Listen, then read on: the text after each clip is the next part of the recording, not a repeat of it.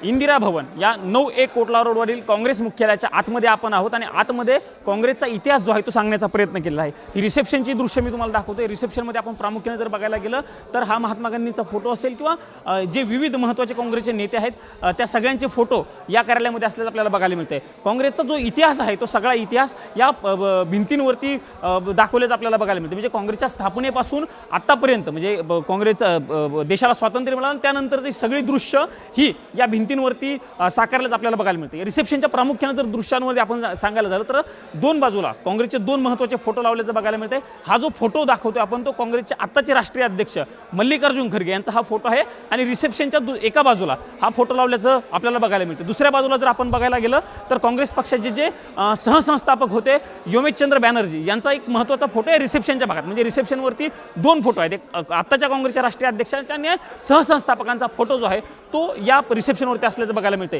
इंदिरा गांधी ज्या काँग्रेसच्या माजी पंतप्रधान आहेत त्यांचे किंवा काँग्रेसच्या नेते आहेत त्यांचा देखील एक मोठा फोटो जो आहे तो रिसेप्शनच्या सुरुवातीच्याच भागात लावल्याचं बघायला मिळते। म्हणजे एकीकडे महात्मा गांधी आणि दुसरीकडे इंदिरा गांधी यांचा फोटो या रिसेप्शनच्या भागात लावल्याचं बघायला मिळते आणि काँग्रेसचा सगळा इतिहास जो आहे तो या सगळ्या दृश्यांमधनं किंवा भिंतीवरती साकारल्याचं आपल्याला बघायला मिळते। राहुल गांधी यांनी काढलेली भारत जोडो यात्रा असेल किंवा महात्मा गांधींची दांडी यात्रा असेल या सगळ्या गोष्टींचा समावेश जो आहे तो या भिंतींवरती केल्याचं आपल्याला बघायला मिळते। काँग्रेसचे जे महत्त्वाचे नेते होते त्या सगळ्या महत्त्वाच्या नेत्यांचा फोटो असेल किंवा तस्वीरी ज्या आहेत त्या या भिंतींवरती किंवा रिसेप्शनच्या परिसरामध्ये आपल्याला लागल्याचं बघायला मिळते। महात्मा गांधी यांचा एक मोठा फोटो जो आहे तो या परिसरामध्ये किंवा या रिसेप्शनच्या बाजूला लावल्याचं बघायला मिळते। काँग्रेस पक्षाचे जे आत्तापर्यंत ज्या ज्या राज्यामध्ये काँग्रेसची सत्ता आहे आणि त्या सगळ्या राज्यांमध्ये जे जे मुख्यमंत्री होते त्या राज्याच्या सगळ्या मुख्यमंत्र्यांची नावं या भिंतीवरती किंवा या बॅनरवरती एका ठिकाणी आपल्याला लावल्याचं बघायला मिळते। सगळ्या राज्यांचे आहेत। महाराष्ट्राच्या दृष्टीने जर आपण सांगायचं झालं तर दृश्यांमधून आपण सांगू शकतो महाराष्ट्राचे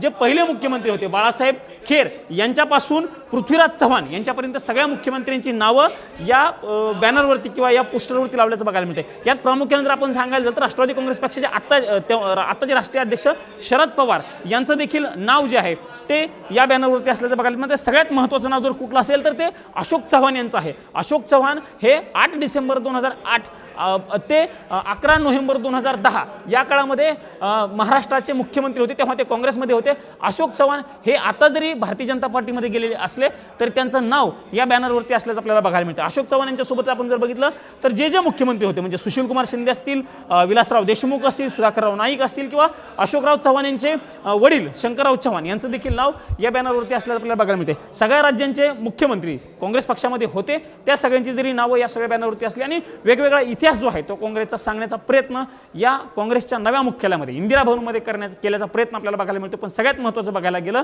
तर अशोकराव चव्हाण किंवा शरद पवार या महत्त्वाच्या नेत्यांची नावं काँग्रेस पक्षाच्या मुख्यालयामध्ये असल्याचं आपल्याला बघायला मिळत आहे। कॅमेरामन राजीव गौतम समी, प्रमोद जगताप, साम टीव्ही न्यूज, नवी दिल्ली। देश विदेशातील प्रत्येक घडामोडींचे लाईव्ह अपडेट मिळवण्यासाठी आता साम टीव्हीच्या सर्व सोशल मीडिया प्लॅटफॉर्मला लाईक, फॉलो आणि सबस्क्राईब करा। तसंच सर्व नोटिफिकेशनसाठी बेल आयकॉन प्रेस करायला विसरू नका।